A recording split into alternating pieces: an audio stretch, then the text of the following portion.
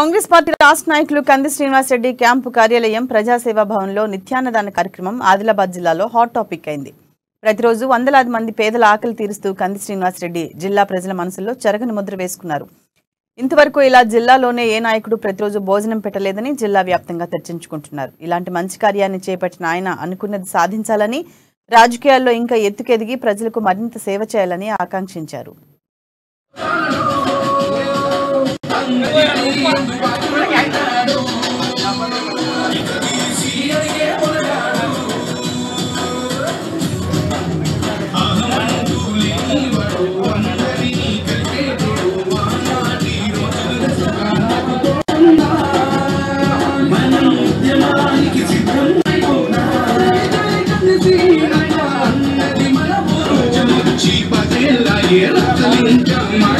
అందుకే నిలదీసేటందుకు శ్రీనివాసున్న వస్తున్నాడు.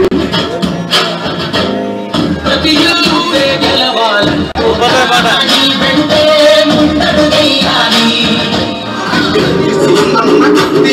అంతకంటే యువశక్తి నన్న కత్తి తన బలమే తన యుక్తి